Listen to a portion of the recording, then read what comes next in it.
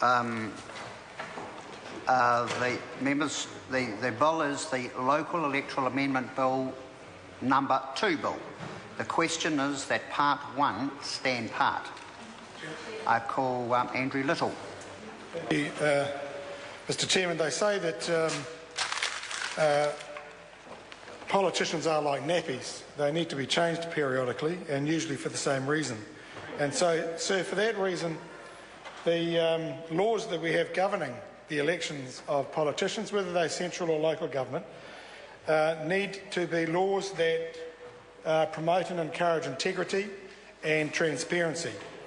And if there is one thing that has been missing from the local government laws up until recently, indeed certainly during 2010, it is the lack of integrity and the lack of transparency. And so, sir, we welcome the arrival of this bill and the opportunity to give closer examination to it, because it does something that we didn't previously have in place, and that is to bring a level of at least transparency, with integrity being the byproduct of it, to local body elections. Let's remember what lies at the heart of this bill are the provisions that require greater and better disclosure of donations, a better accounting of expenditure by candidates, and there are other provisions too that relate to declarations to be made by candidates, for example, of the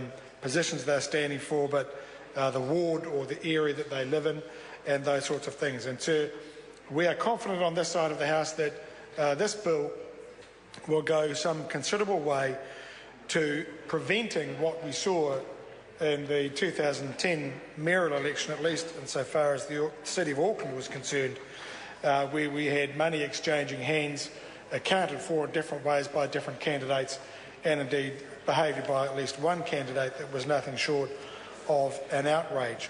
So one of the remaining issues that we had with this bill as it left the Select Committee, and indeed the report of the committee noted it, was that relating to donations in kind of a certain level, and I think under $300, where a donation of that sort was made on a recurring basis to a candidate. And under the bill at that point, the interpretation of the relevant clause of the bill at that point, there was an apparent loophole. And I'm pleased to see in the supplementary order paper 198 by the Minister that he has gone to now correct that with the new clause 27, the new section 103A in the legislation, that I think will fix, or at least fill the gap that was left in the bill at the time that it left the committee. So, sir, on that basis, we are confident that this will achieve the objective set for it, which is to ensure that local body elections, and we have them this year, that they will be conducted with a level of integrity now and transparency that we are used to in central government elections and the general elections that we have every 3 years, but we haven't seen in local body elections. And perhaps, sir, the reason for that is that local body elections were conducted on a very sort of tame, I'd like to use the term gentlemanly, but it is sexist in these respects, but in a way that everybody, candidates, those administering the election, respected what it was all about, which was putting themselves up for public office, winning the confidence of the local citizenry of their area, and generally behaving in a reasonable and sensible way. Well, that habit, if you like, that practice, that culture, very much evaporated in Auckland in 2010, and the need for this legislation was absolutely paramount. The government has seen the need for that. We've all seen the need for that over the fiasco over donations and so on to candidates in that election. This legislation will now address that problem. It will make a big change.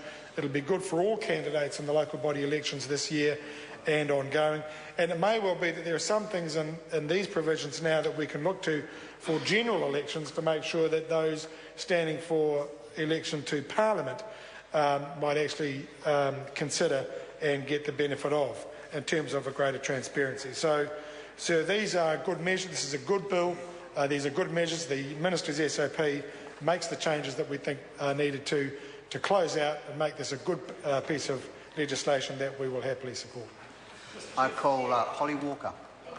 Mr. Chair, I'd like to start my contribution in this Committee of the Whole stage by thanking the Select Committee